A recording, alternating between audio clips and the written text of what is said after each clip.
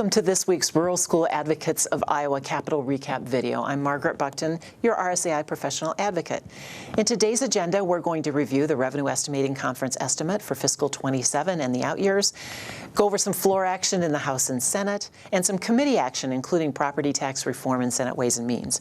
That next funnel deadline is looming. We'll talk about the timing there, and so is the budget, and finish up with some advocacy actions for the week.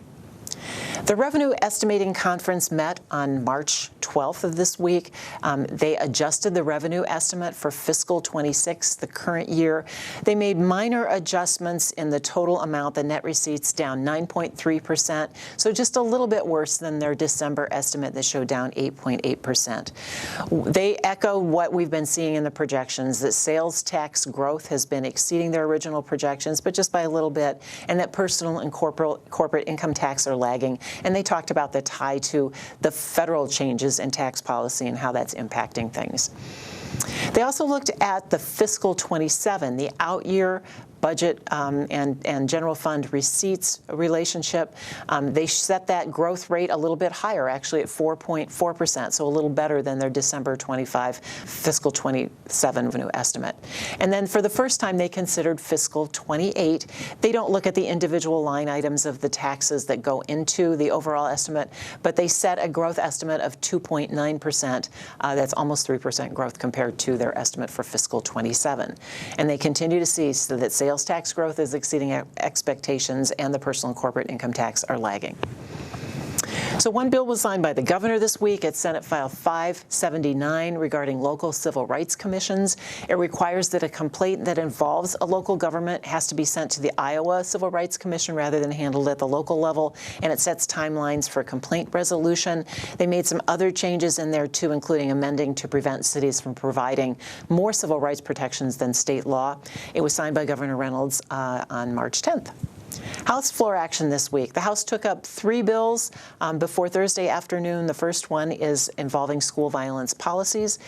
This requires school boards to have policies regarding removing students for violent or nonviolent disruptions to the classroom. There's still a requirement to comply with federal law for students with disabilities and their IEPs. It requires professional development on understanding IEPs and least restrictive environments.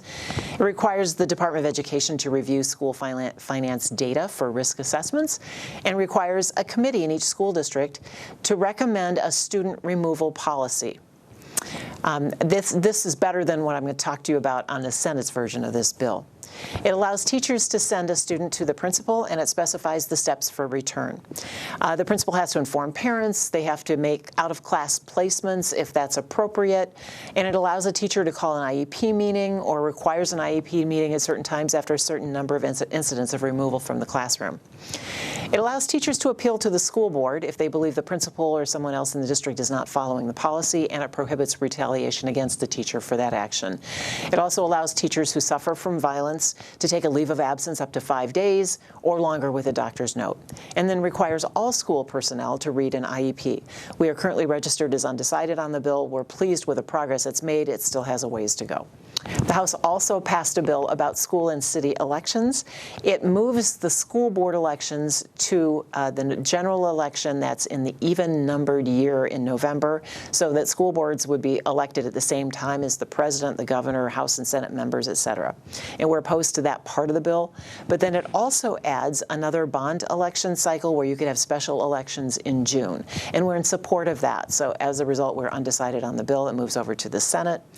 And then House File 2670 on some other education matters. It's not just code cleanup, as some of the legislators have talked about this. It has some substantive things in it. It changes the state science test from 10th grade to 11th grade, and we've heard from curriculum folks that that's a better alignment with when we teach science to high school students. It eliminates the financial literacy micro-standards that are in the code that we opposed when they were put in there, many pages of individual things that have to be taught in financial literacy. So all of those would come out, although you still have to teach financial literacy and embed it in the curriculum. It removes multicultural and gender fair references from several provisions of the code. It requires the State Board of Education to assess a financial penalty for a district for noncompliance with state or federal law. So that really ties the state board's hands, and if a district's making progress, they wouldn't be allowed to waive that financial penalty.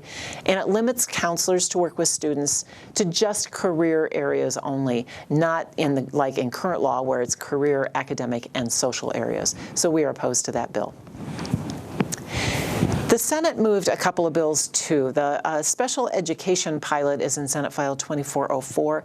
We were originally opposed to this bill because it would have scooped funds from the AEAs in order to pay for the pilot projects. Instead, it requires the DE to establish the project for one rural and one urban district, and then requires those schools to self-fund with a sustainable funding source, or for the DE to provide funds rather than scooping from the AEAs. So when we see that language all rolled together, we'll likely switch to undecided.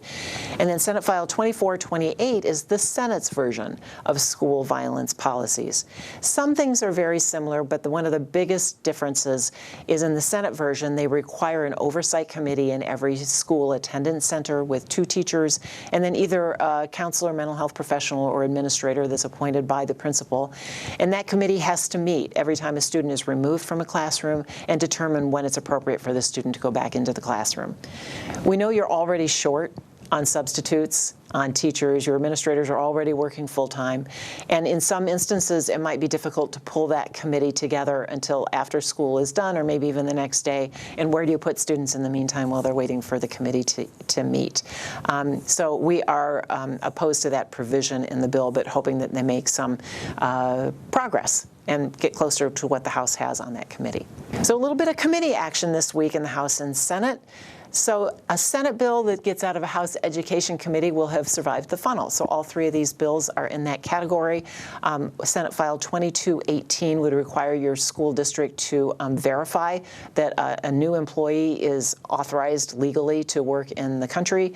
Senate File 2299, a high school concurrent enrollment course, allows the school to require a high school student or their parent to compensate the district if the student fails the class. You don't have to, and we expect school districts use judgment in that. And Senate File 2320, the community college modality, gives the superintendent and the school district authority to require students take the courses in person, and then the superintendent or their designee can allow the student to take it online under certain conditions. And we're supportive of that bill as well. The Senate Education Committee approved a House file. It's House File 2493, so preschool for young children that now survives the funnel. It expands eligibility for state-funded, statewide voluntary preschool programs to not include just 4-year-olds, but any student who turns 5 on or after March 15th, so they're young 5-year-olds. It doesn't mandate that you serve them first. You can prioritize 4-year-olds. It doesn't require you to get rid of transitional kindergarten. It's just another opportunity to serve students or meet them where they are. It does not allow a student to be counted in preschool for funding purposes more than once. So if a student already was in 4-year-old preschool, they could not then also take preschool again as a 5-year-old. And it first applies to the 2027-28 school year, and we're in support of that. The Senate Ways and Means Committee met and approved an amendment to Senate Study Bill 3001, which was the Senate Republican plan. That amendment is not yet available. It'll be enrolled into the bill and a new bill number assigned. Until that happens, we just have Senator Dawson's verbal explanation of what's in the amendment, and most of that will be outlined in your weekly report. As soon as we have the bill number and the bill rolled together, we'll do an analysis. We still encourage folks to get the fiscal note, which has not yet been written, to figure out the impact on not just local governments, but also taxpayers. We're undecided on the bill till we see that impact. So we got through the first funnel on February 20th. As we work toward the second one, which is Friday of next week, March 20th, bills have to be approved by their chamber, go over to the other side, and survive a committee vote in the other chamber's committee. So what's next? As they start next week, the week of the second funnel, there will be a last-minute scramble on the floor of the House and Senate for any bills on Monday that they need to get through the funnel deadline. Subcommittees and committees will meet the rest of the week to get everything out that they want to consider.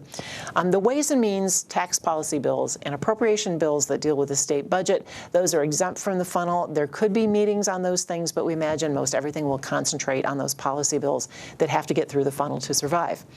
So advocacy actions in the meantime. Keep talking about property tax reform advocacy.